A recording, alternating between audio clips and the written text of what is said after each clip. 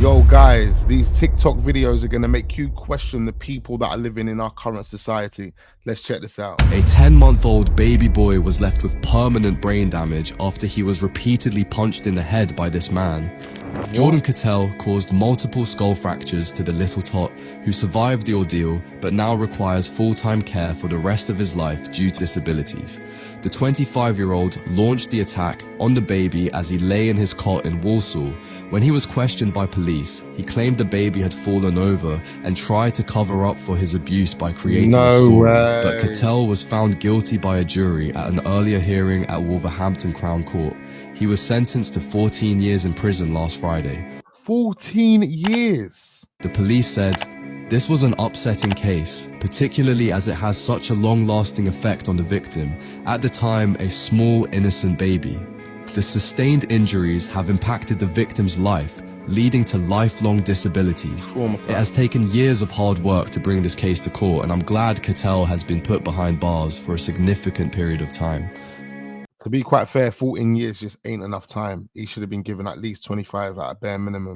Horrifying footage of a teenager being viciously stabbed outside Wigan bus station is circulating on the internet, prompting an attempted murder investigation. Police and paramedics, along with an air ambulance, rushed to Wigan bus station today after reports of a stabbing in broad daylight. The incident, captured on video and widely shared online, shows the 19-year-old victim lying defenseless on the ground as horrified onlookers watch. The attacker can be heard speaking to the teenager as he stands over him, moments before visibly stabbing the victim in the torso. The people were just standing around looking at him.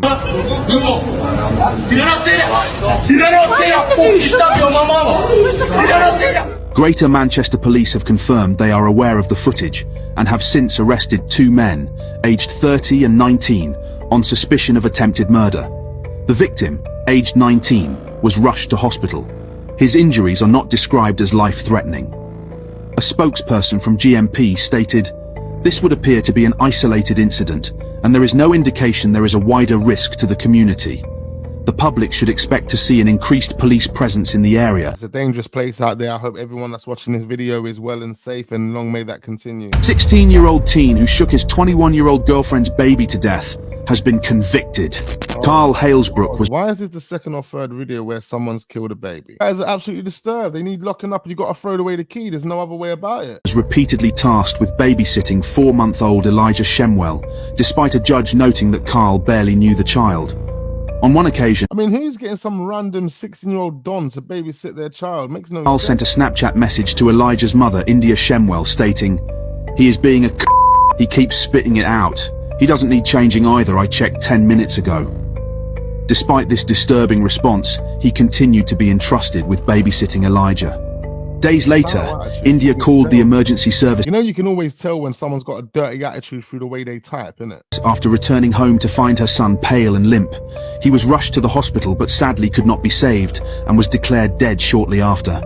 Following Elijah's hospitalization, Carl, who was high on drugs at the time, texted his mother saying he was absolutely Oh my God, this guy's a 16-year-old high on drugs looking after a 4-month-old baby.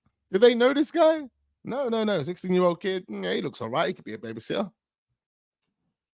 Post-mortem revealed that baby Elijah had been shaken on at least 2 previous occasions before the fatal attack, resulting in brain damage and rib and limb fractures. The tragic final assault occurred on January 2nd, 2022. Today, Carl Halesbrook, now 19, was found guilty of murder and awaits sentencing. India Shemwell, now 23, was earlier charged with 2 counts of cruelty to a person under 16. She pleaded guilty to these charges and also awaits sentencing. I don't know what's going on in these people's minds. They need psychological help. I hope they get the help that they need. Kyle Clifford, the crossbow killer, may have held his ex-girlfriend, her sister, and mother captive for hours before they died. Wow.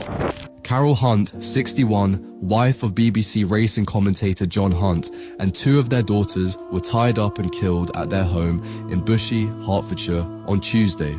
Police sources said each of the victims had marks on their wrists and faces, along with knee injuries suggesting they had been bound at one stage. He is thought to have been in the area around the victim's home for up to 7 hours before they were killed, although it is unknown how long he spent inside. Detectives are waiting to quiz sole suspect Kyle Clifford, who remains in a serious condition in hospital with self-inflicted injuries after he was found in a cemetery in Enfield. Clifford, 26, is believed to have undergone emergency surgery for a chest wound and is being treated under police guard at a London hospital. So what's happened here? He's basically tied the family up, killed the family, then taken himself to the cemetery and killed himself, stabbed himself in the chest. What is going on? A 19-year-old man has been shot dead in Liverpool. Police responded to a call from paramedics at the Liver Industrial Estate, near Taskers, shortly after 11 p.m. last night. Upon arrival, officers found a 19-year-old man with gunshot wounds. He was transported to the hospital, where he was sadly pronounced dead shortly thereafter. The victim has been identified as 19-year-old Ellis Cox. A police cordon is currently in place at the scene, while he looks like an innocent guy. He doesn't look like someone that would get shot, to be quite fair. Crime scene investigators conduct forensic examinations. Extensive CCTV reviews and house-to-house inquiries are also being carried out in the area. A spokesman leading the investigation said, "This was an appalling and tragic incident in which a young man has lost his life, and our thoughts first and foremost are with his family, who are trying to come to terms with his loss." I mean, he does look like an innocent lad. What's happened here? I'm not really getting this one. Whilst this happened on an industrial estate, there are residential homes nearby, and I would urge anyone who may have seen anyone acting suspiciously in the area, or who heard anything, to come forward. So they haven't got anyone. This guy's just been randomly found there shot, and he's died. Oh, that's sad. Came to the house alive, and he left the house alive. Oh, look who it is, says the convicted drug dealer who invited Jay Slater back to his Airbnb in Tenerife. Ayub Abdul Qasim, aged 31, was imprisoned 9 years ago for orchestrating a sophisticated operation to flood Wales with Class A drugs. Oh, sophisticated operation, you know. Today, his identity and criminal background were made public after it was revealed that he was the man who invited Jay Slater to his rental property in Tenerife. What did he invite him there to do? Just sleep? Yeah, just come to mine an hour away.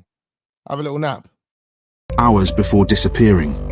This revelation has forced him to break his silence regarding Jay's disappearance. In an interview with a journalist, he stated, "I let the geezer stay at mine because he had nowhere else to go. His friends had all left him. I know Jay through..." His friends all left him. I'm sure Brad was with him. I'm sure Brandon was with him. Interesting. "Friends, I'm not going to bring someone back to mine if I don't know them. I'm doing the geezer a favor and..." It's so weird how all of a sudden he knows them. Yeah, he knows them. But Lucy and Brad said he was strangers. Brad's mum confirms that they knew them, but yeah, I'm pretty sure Lucy and Brad, they said that these guys were strangers. "And now my face is all over the news. It's a bit mental. I haven't even done anything."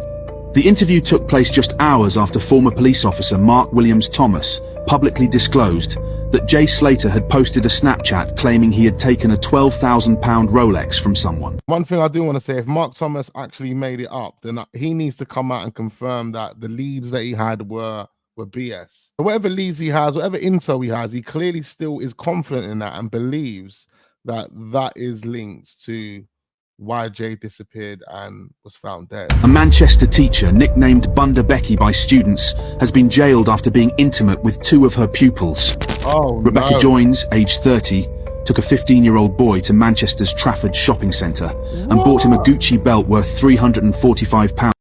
She bought him a Gucci belt from Selfridges.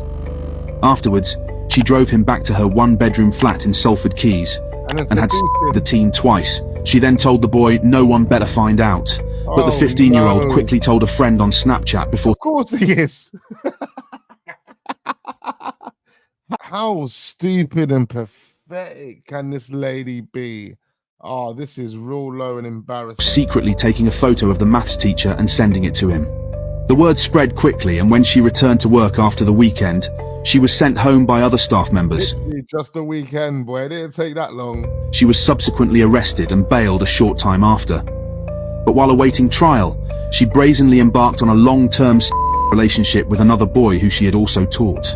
She then revealed to him that she was pregnant in a game of surprises. Oh which ended my with her handing God. him a She was playing surprises, and she said, I'm pregnant.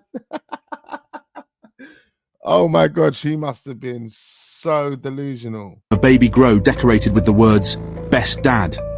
Today, she was sentenced to 6.5 years in prison at Manchester Crown Court. Of course, you're a 30-year-old woman jumping on little kids, and now you have no career. You're sitting in jail rotting. A Rambo knife-posing teen has been jailed for the murder of a 49-year-old man. Jordan Rance, 16 years old at the time of his arrest, has been jailed after stabbing 49-year-old Paul Marsh in the shoulder, severing an artery. Allegedly, Mr. Marsh had provoked Jordan by questioning what he was looking at on his phone and prodding him. Jordan admitted he was solely there to deliver drugs to Mr. Marsh. An altercation quickly escalated, resulting in both men confronting each other and squaring up. Hold on, so the 49-year-old stuck it on the 16-year-old about what's he looking at on his phone, but the 16-year-old was there to sell him drugs. During the conflict, Jordan wielded a large kitchen knife and stabbed Marsh, causing severe blood loss that ultimately led to his death. Emergency services responded swiftly to Samuel Street in Atherton, but despite their efforts, they could not save Mr. Marsh's life. Jordan was arrested shortly afterward and told police he found the knife at the scene and acted in self-defense. However, police doubted his account, as Jordan was already out on bail for a prior incident involving an altercation with a rival group that resulted in one boy being stabbed and another knocked unconscious. So he was definitely carrying then. Police later discovered evidence on Jordan's phone, including a Snapchat voice message, where he boasted about the murder to a friend. Additionally, messages revealed Jordan asking family members to visit the scene and cancel the witnesses. Despite his attempts to avoid justice, Jordan was found guilty of murdering Mr. Marsh by a jury. He was sentenced to life in prison, with a minimum of 21 years to serve. Jordan. A 15-year-old boy who stabbed Alfie Lewis to death outside a school in Leeds. These kids keep getting younger and younger, bro. Has been jailed. On November 7th of last year, 15-year-old Alfie Lewis was heading home after school when he was approached by Bardia Shojaifard, also 15, who brandished a knife. Witnesses... Come on, that guy looked innocent, man. You didn't need to brandish a knife on the Don. He ain't gonna do you anything. You could have had a straightener, one-on-one, easy peasy, lemon squeezy, get it over and done with, but no. What's influencing and encouraging these kids, these 15-year-old kids, to go as extreme as pulling out a knife and stabbing each other? That is just mad. Including children, described Alfie stepping back and saying, "Chill out. What are you doing?" Exactly. Despite this, Bardia pursued him and stabbed him in the chest, penetrating his heart and causing catastrophic bleeding. He then stabbed him again in the leg. He ran off, leaving the knife near the scene, and was arrested from his home about an hour later after being identified by witnesses. After his arrest, police found evidence of a troubling obsession with knives on Bardia's phone, including numerous photos of him posing with large swords. On the day of the attack, Bardia savagely planned his actions. He took a kitchen knife from a set at his home, painted the handle black, and brought it to school with him for the full day, before executing his plan. He appeared in court today and received what the courts called a life sentence, with a minimum term of 13 years. 13? The other Don we just heard got 21 years. This guy got 13 years. No way. No way. The unsettling story of 12-year-old Semina Halliwell. Some viewers might find the contents of this video disturbing. On the 25th of January 2021, 12-year-old and autistic diagnosed Semina Halliwell was persuaded and groomed into meeting an older male from her school via Snapchat. When she had reached the intended location at an address in Southport, Merseyside, she was subjected to non-consensual intimate acts. Days later, her mother, Rachel Halliwell, noticed that she had been acting differently and uncovered reasons to believe she had been causing harm to herself. At this point, Semina had broke down to her mother and explained what had happened to her days prior. This is when Mother and Semina decided they were going to report the incident to the police. But when police interviewed her, it wasn't what they expected. Her mother stated that police advised her daughter to practically not press charges. One police officer said to the mother, "Do you really want this thing hanging over her head?" as her case wouldn't go to court for at least 18 months to 2 years. Instead, the family say Semina was forced to stay at home in order to prevent coming into contact with the alleged offender. The family soon came under threat as the word got out that the incident had been reported to the police. Rachel stated one person had said they were going to get their heads kicked in if they approached the police again. These threats soon materialized when Semina returned to school, where she was attacked by 2 individuals while being filmed by another student. Oh, this is what goes on in the world. She was beaten up by 2 people while someone else was filming it. This is a young girl that's got autism. And this is a young girl that was groomed into things that she didn't want to do. And because of that, you went and beat her up and abused her and filmed it. 2 girls faced prosecution for assault. In a subsequent police interview held in the family's living room 3 months after the initial allegations, Semina expressed her frustration by stating, "I have had enough of this," before retreating upstairs.